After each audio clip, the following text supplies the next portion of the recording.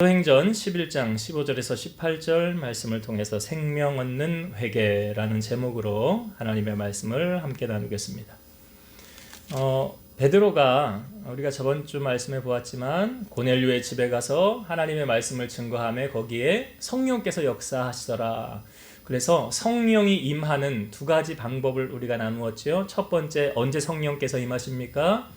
자, 초대교회가 시작했던 배경을 보시면 쉽게 이해가 되죠. 마가다락방에서 120명이 모여서 주님께서 아버지께서 약속하신 것을 받기를 너희는 예루살렘을 떠나지 말고 그것을 기다리라. 그 성령이시잖아요. 그래서 120명이 모여서 간절히 성령 받기를 기도하니 사도행전 2장에 성령이 그 집에 임하여서 각 사람 위에 불덩어리 하나씩 있는 것 같고 혀가 꼬여서 각 나라 방언을 말하며 그렇게 하나님의 성령이 임재하는 것을 체험했죠. 그리고 나서 시작되는 것이 무엇입니까? 교회였어요. 교회의 시작은 성령의 임함과 함께 시작되어졌더라. 그래서 성령께서 임하는 첫 번째 방법은 기도하는 것이고, 두 번째는 무엇이었습니까? 베드로가 고넬료와 그와 함께한 모든 사람들에게 하나님의 말씀을 증거했죠. 이 말을 시작할 때에 성령께서 말씀 듣는 모든 사람에게 내려오시더라. 그러니까 성령 받는 두 번째 방법은 하나님의 말씀을 들을 때 성령이 임하시더라. 그래서 우리가 이 땅에 살아가는 동안 은혜가 충만할수록 또 마귀도 더 크게 역사하기 때문에 우리가 승리하기 위해서는 하나님의 능력을 공급받아야 되는 것입니다. 성령 충만 받아야 되는 것이죠. 그래서 말씀과 기도에 힘쓸 때 성령께서 크게 역사해 주시는 것입니다. 오늘 본문은 사도행전 11장은 베드로가 예루살렘 교회에 가서 거기 있는 사람들에게 이제 베드로가 겪은 것을 이야기하는 거죠. 내가 그 이방인인 고넬료라는 사람이 집에 갔는데 사실 유대인들이 이방인들과 교제하는 것은 불법이라고 그랬잖아요. 그런데 성령께서 베드로로 하여금 내가 저 사람들 보냈으니 의심하지 말고 따라가라 하지 않았습니까? 그러니까 어떻게 보면 베드로는 법을 어기면서까지 따라갔는데 왜 그렇게 하였습니까? 그 법보다 하나님의 말씀이 더 위에 있다는 거죠. 어느 것에 가치를 더 두느냐에 따라 그 사람의 삶의 패턴과 양식이 나타나는데 베드로는 하나님의 말씀을 최고의 우선순위에 두었다는 것을 알 수 있죠. 그래서 베드로가 간증을 하는 거죠. 쉽게 말해서 그 예루살렘 교회에 있는 자들에게 이방인들에게도 하나님의 성령이 임하더라. 그래서 내가 그들에게 말씀을 전하고 그들에게 함께 세례를 베풀었노라. 이것을 이제 베드로가 예루살렘에 있는 사람들에게 이야기를 하는 거예요. 그러니까 이방인들에게도 복음이 전파되어졌구나. 그렇게 이제 알 수가 있습니다. 여러분 베드로의 이 체험을 통해서 우리가 알아야 되는 건 뭐냐면 많은 사람들에게 하나님이 살아계시다는 건 우리가 어떻게 증명할 수 있을까요? 믿지 않는 사람들이 그러잖아요. 하나님을 나에게 보여줘봐. 내가 믿을게. 내가 보고는 믿을게. 근데 안 보면 나는 못 믿겠어. 마치 도마가 예수님 부활하고 나타나셨는데 자기는 못 봤으니까 못 보겠다. 그러면서 뭐라 그래요? 그 손에 못자국과 발에 못자국, 옆구리에 창자국을 봐야 내가 믿겠노라. 근데 그때 주님께서 도마에게 나타나시며 말씀하시죠. 내 손을 만져봐라. 발을 만져보고 옆구리를 만져봐라. 그리고 주님이 하신 말씀이 무엇입니까? 너는 나를 본고로 믿느냐? 보지 않고 믿는 자들은 복되도다. 하나님이 살아 계시다는 것, 우리가 증명할 수 있는 것은 여러 가지가 있지만 먼저는 말씀을 통해서 이 말씀이 곧 하나님이시다라고 하지 않았습니까? 그러니까 말씀을 통해서 하나님이 이렇게 살아계시고 지금까지 되어지는 모든 과정을 바라보면 말씀대로 이루어지지 않은 것이 하나도 없더라. 그러니 주님께서 나중에 천사들과 함께 구름 타고 다시 오신다고 하셨는데 그 말씀이 이루어지면 성경은 이제 다 이룬 거죠. 그럼 끝나는 거죠. 세상이 끝이 오는 거죠. 그래서 우리가 주님 다시 오실 것을 기다리면서 슬기로운 다섯 처녀처럼 기름 등불 준비하라는 게 무엇입니까? 늘 깨어서 주님 오실 날을 기다리라는 거죠. 마음을 세상에 빼앗기지 말라는 것이죠. 성경을 통하여 알 수 있고 또는 오늘 베드로를 통하여 우리에게 알려주신 것은 무엇입니까? 그의 삶의 체험을 통해서 하나님이 살아계시다는 것을 우리에게 보여주고 있잖아요. 베드로가 예루살렘 교회에 가서 이렇게 확신을 가지고 말할 수 있는 이유는 무엇입니까? 내가 체험했기 때문에 그래요. 내가 체험했기 때문에 담대하게 말할 수 있는 거예요. 우리가 뭐 백문이 불여일견이라고 하지 않습니까? 코끼리를 못 본 사람에게 코끼리는 어떻게 생겼냐 물어보면 코 만진 사람은 뱀처럼 생겼다고 할 것이고, 다리를 만진 사람은 뭐 하마처럼 생겼다고 할 것이고, 못 봤으니까. 그런데 그것을 한번 보면 해결되는 거 아닙니까? 그러면 천국과 지옥이라는 것이 존재하잖아요. 예, 있지 않습니까? 우리에게 그렇잖아요. 예수님이 사망에서 우리를 생명으로 옮겨주신 게 그 의미가 뭐예요? 사망에 매여있던 우리를, 지옥 가야 될 그 운명이었던 우리를 예수 그리스도를 믿음으로 말미암아 천국으로 우리의 시민권이 옮겨졌다는 거 아닙니까? 그런데 사도 바울이 다메섹으로 가다가 주님을 만났잖아요. 그런데 사도 바울이 쓴 성경이 많지만 고린도 후서 12장 1절부터 4절 말씀에 보면 뭐에 관한 말씀인지 제가 읽어볼게, 들어보세요. 무익 하나만 내가 부득불 자랑하노니 주의 환상과 계시를 말하리라. 내가 그리스도 안에 있는 한 사람을 아노니 그는 14년 전에 셋째 하늘에 이끌려간 자라. 그가 몸 안에 있었는지 몸 밖에 있었는지 나는 모르거니와 하나님은 아시느니라. 내가 이런 사람을 아노니 그는 몸 안에 있었는지 몸 밖에 있었는지 나는 모르거니와 하나님은 아시느니라. 그가 낙원으로 이끌려가서 말로 표현할 수 없는 말을 들었으니 사람이 가히 이르지 못할 말이로다. 이게 무슨 말입니까? 사도 바울이 영적 체험한 것을 자기가 고린도 교회들을 향하여 말하는 거예요. 내가 몸 안에 있었는지 몸 밖에 있었는지 나는 모르겠는데 내가 어디로 갔다 왔다는 거예요. 여기 셋째 하늘이라 말하고 있잖아요. 유대인들은 하늘이 세 가지 종류의 하늘이 있다라고 말하고 있어요. 첫 번째 하늘은 뭐냐면 새가 날아다니는 우리가 보이는 하늘. 두 번째 하늘은 궁창을 말하는 거예요. 하늘에 달과 별과 구름이 있는 이것을 궁창이라고 그러죠. 셋째 하늘은 무슨 하늘을 말하냐면 하나님의 거룩한 보좌가 있는 곳을 셋째 하늘이다, 이것을 낙원이다 라고 말하고 있는 거예요. 그러면 여기 사도 바울이 지금 몇째 하늘에 갔다 왔대요? 셋째 하늘. 그 어디를 말하고 있는 것입니까? 하나님의 나라, 천국을 말하고 있는 거예요. 그러니까 사도 바울이 직접 본인이 내가 몸 안에 있었는지 몸 밖에 있었는지, 뭐 영이 육체와 이탈이 돼서 분리가 되어져 있었는지, 뭐 옛날에 여러분 기도원 같은 데 가면 기도를 깊게 하면 뭐 이런 말 입신했다고 들어보셨죠? 입신했다고. 예, 입신했다고 그러잖아요. 그러니까 몸은 누워 있는데 영은 하나님에게 이끌려서 뭐 천국도 갔다가 지옥도 갔다가 이런 체험을 많이 했다는 거예요. 지금 무엇입니까? 사도 바울이 그 체험했다는 거예요. 내가 천국을 보고 왔다고, 지옥을 보고 왔다고. 그러니까 보고 온 사람이 더 확실하니까 이 확신을 가지고 담대하게 복음을 증거할 수 있는 것 아닙니까? 그러니까 여러분, 이 신앙에 우리가 체험이라는 것이 왜 중요합니까? 흔들림이 없어요. 체험한 사람. 그러니까 신앙생활도 그냥 가방만 메고 교회 왔다 갔다 하는 사람은 내가 뭐 하는 사람이라고 했어요? 종교생활, 종교인이라고 그랬잖아요. 그 사람들은 종교인. 그런데 내가 교회를 다니면서도 내가 주님을 위해서 내 생명 바치리라, 주의 말씀 따라가리라, 십자가 지고 주님 따라가리라, 이 사람은 종교인이 아니라 뭐라고 그랬어요? 신앙인이라. 그러니까 종교인하고 신앙인하고는 다른 거예요. 그러니까 여러분, 우리 안에 우리의 신앙은 어떤가 날마다 점검해 봐야 돼. 내 신앙은 뿌리를 깊게 내려서 어떠한 시험과 유혹이 와도 흔들림이 없는가. 마치 예수님이 씨를 뿌릴 때 길가는 뭐 새가 와서 가져가고 돌 위에 떨어지면 어떻게 된다고 그랬어요? 기쁨으로 받으나 환난이 올 때 어떻게 된다고요? 넘어지고 배반하는 자라. 은혜는 잘 받아. 근데 조금만 시련이 오고 어려움이 오고 다른 일이 있으면 바이바이, 주님 바이바이 하고 세상으로 가는 거예요. 가시덤불은요, 세상의 유혹과 죄리에 마음을 빼앗겨서 열매를 맺지 못하는 자라. 그러나 옥토밭에 있는 사람은 잘 지키고 인내함으로 100배의 결실을 맺게 되더라. 그게 우리의 마음을 보여주고 있거든요. 그래서 고린도후서 13장 5절, 너희는 믿음 안에 있는가 너희 자신을 시험하고 너희 자신을 확증하라. 예수 그리스도께서 너희 안에 계신 줄을 너희가 스스로 알지 못하느냐? 그렇지 않으면 너희는 버림받은 자니라. 내가 믿음 안에 있는가 우리 자신을 시험해보고 확증하라 라고 있어요.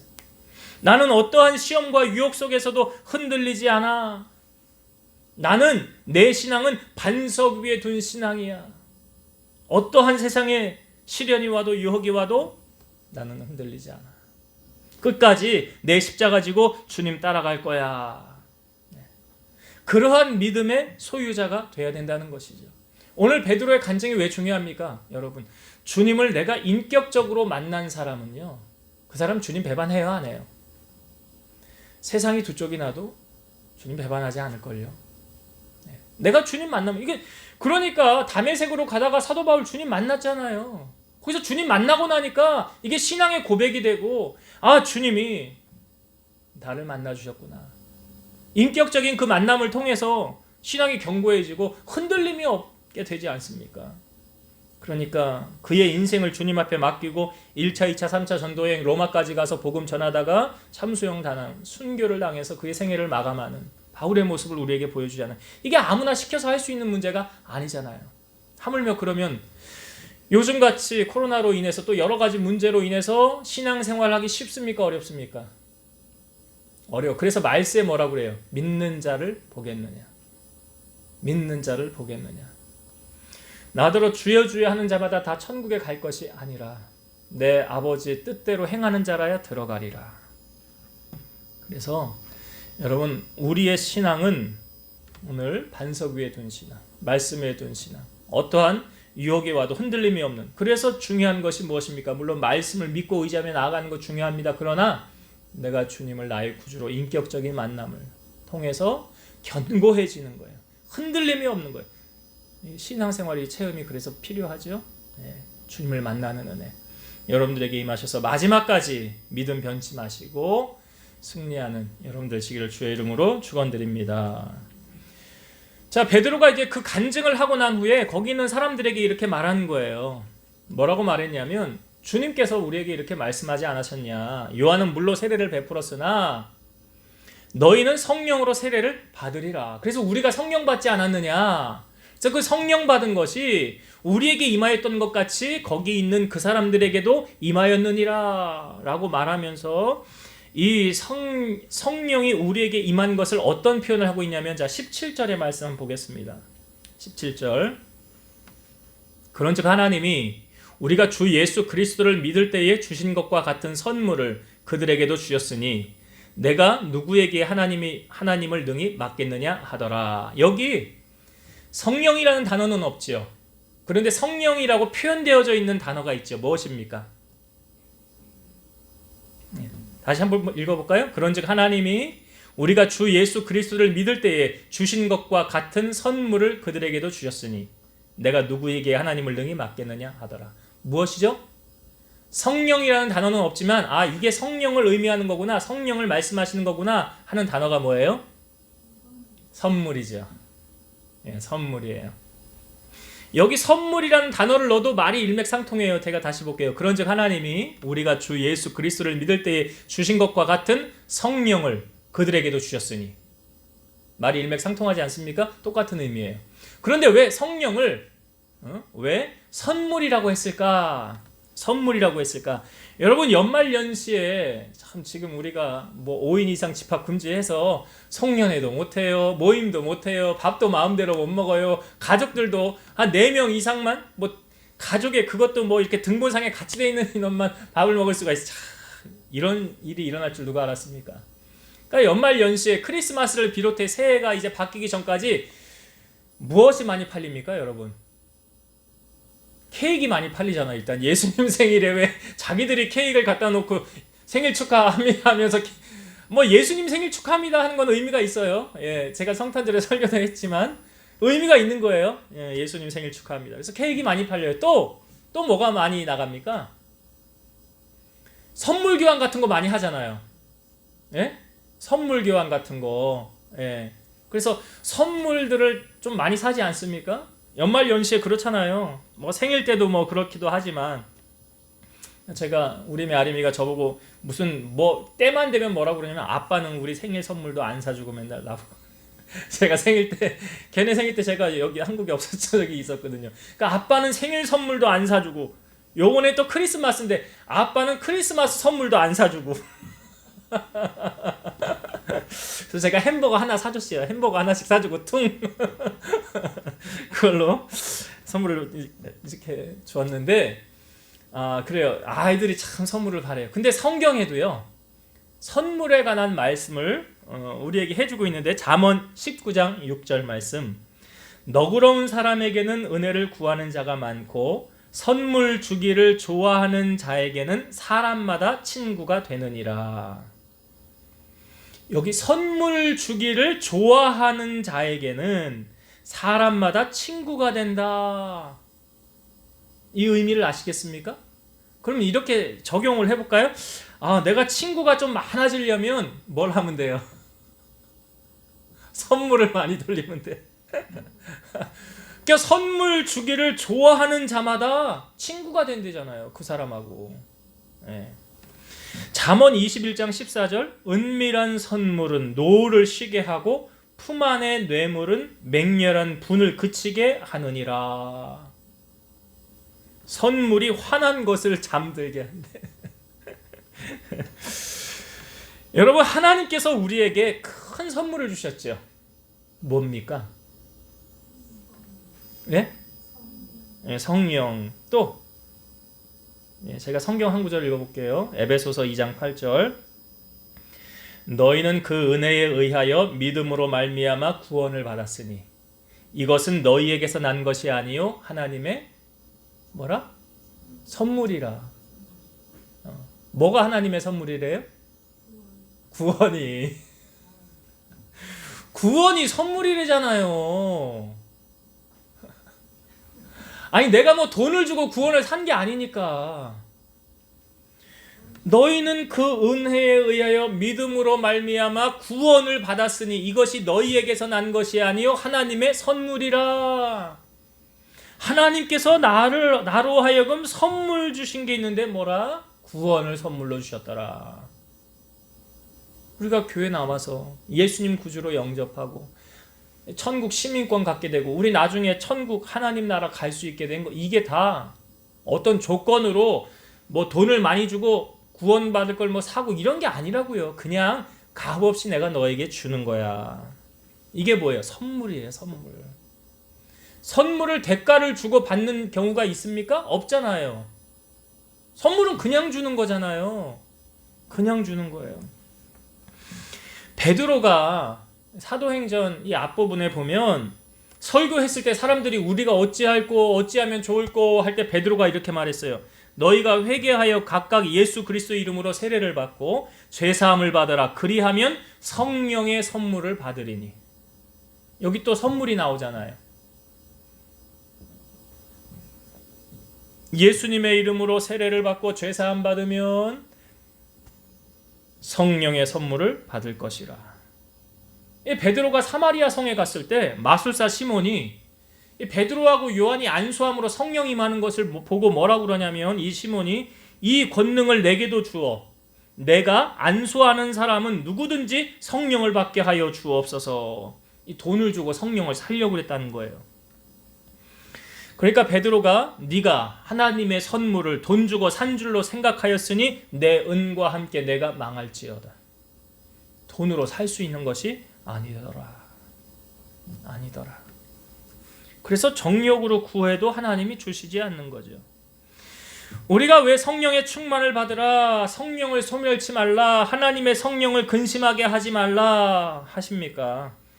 우리가 세상을 이기는 승리하는 비결이 에베소서 6장에 보면 하나님의 전신갑주를 취하라 라고 말씀하고 있어요. 근데 거기서 가장 전신갑주에 뭐 여러 가지 나와요. 투구, 모자, 뭐 허리에 진리의 허리띠, 의의 흉패, 평안의 복음에 예비한 신발. 근데 가장 중요한 게 뭐예요, 여러분? 전쟁하러 나갔을 때 무기잖아요.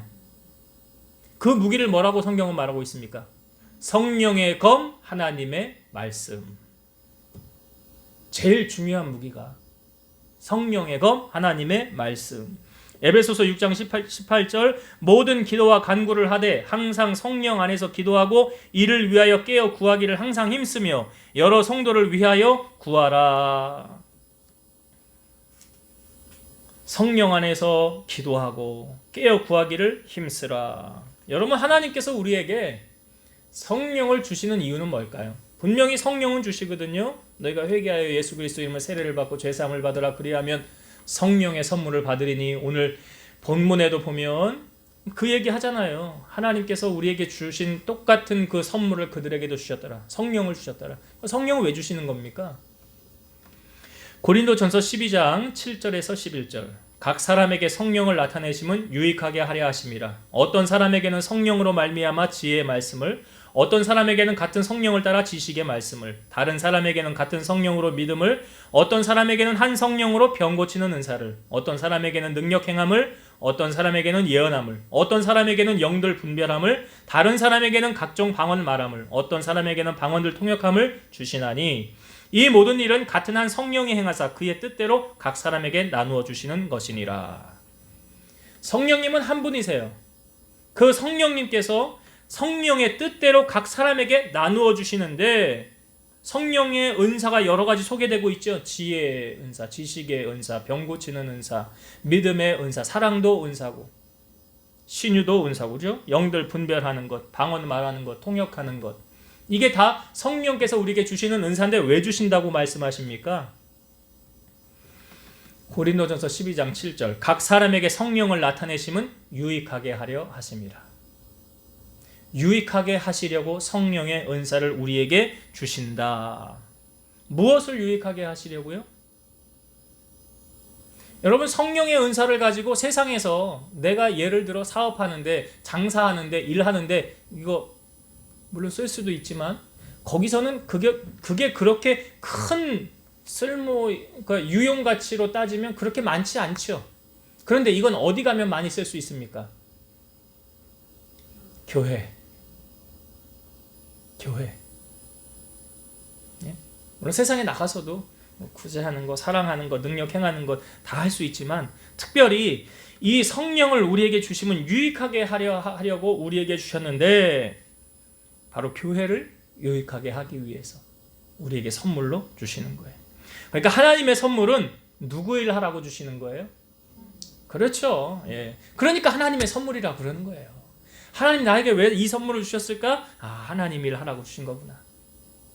여러분, 제가요 개척을 하고 처음에 우리 집사람이 그래요. 집사람 말로, 목사님 처음에 그냥 설교를 하는데 다른 분들 이야기로 구약과 신약을 왔다 갔다 하면서 별로 제가 설교 많이 하지도 않았던 사람이에요. 네. 그리고 그렇게 신학의 깊이가 있고 그런 것도 아니에요. 근데 무엇입니까? 성령께서 깨우쳐 주시는 거예요. 하나님의 말씀은 육으로 풀립니까? 안 풀려요. 영적으로 풀리는 거예요. 이 말씀이 연결되어져 있는 거예요. 신약과 구약이. 그래서 하나님께서 보여주시고 깨우쳐 주셔야 전할 수 있는 거 아닙니까? 말씀을. 그래서 교회를 유익하게 하시려고 주시는 거예요. 여러분 각자에게 맞는 옷을, 성령의 옷을 주님이 입혀주시는 거예요. 입혀주시면서 너 내일 잘 섬겨라, 잘 감당해라. 그런 의미로 주시는 거지. 나를 위해서 일하고 먹으라고 아니잖아요. 그래서 오늘 이들에게도 임하였던 하나님의 성령을 무엇으로 표현하고 있습니까? 선물이다. 그 선물을 우리 각자 받았잖아요. 우리 받았어요. 하나님이 주시는 성령의 선물. 왜 주셨습니까? 유익해 하시려고. 무엇을? 교회를. 주의를 감당하려고. 자, 이제 말씀을 정리하고 마치도록 하겠습니다. 여러분, 오늘 베드로가 예루살렘 교회에 가서 그들에게 말할 때 이방인들에게도 복음이 증거되어지는 이 과정 속에서 베드로가 사실 한 건 무엇입니까? 간증이에요. 내가 만난 주님, 나에게 주님이 이렇게 역사해 주셨더라. 여러분, 신앙은요, 하나님이 살아계신다는 체험이 있어야 돼요. 우리가 교회를 다니는데, 아니 저분은 기도 응답도 잘 받아, 아니 저분은 하나님하고 무슨 대화도 한대. 근데 나는 교회는 다니는데 하나님의 음성도 하나도 못 들어, 감동도 없어, 어떤 체험도 없어. 반성해야 되는 부분이 사실은 반성해야 되는 부분.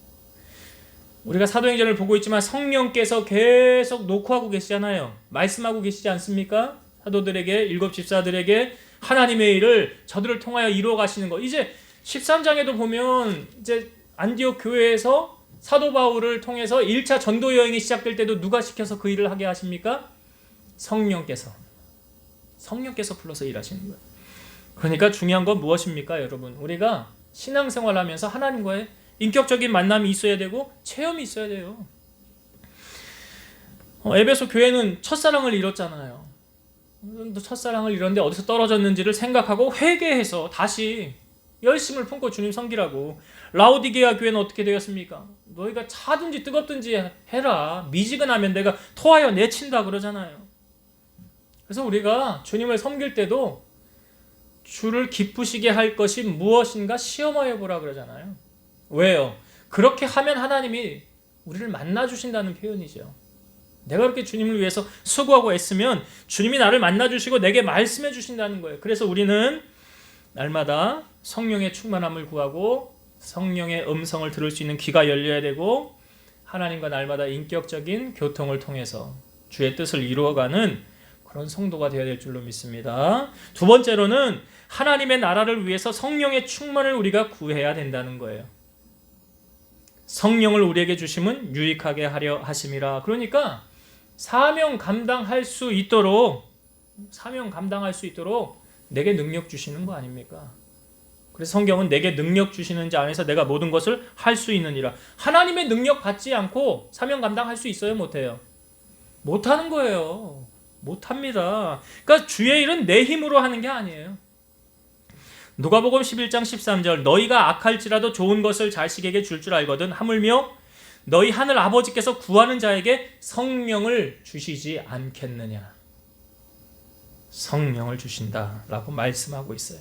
그래서 오늘 우리가 이 험한 세상을 살아가는 이 시대, 믿음을 지키기 힘든 시대, 믿는 자를 보겠느냐 하는 이 시대 속에서 하나님이 주시는 성령의 충만한 힘입어서 맡겨준 귀한 사명들 잘 감당하여 하나님 앞에 영광 돌리고 살아가는 우리 성도님들 다 되시기를 주의 이름으로 축원드립니다. 기도하시겠습니다.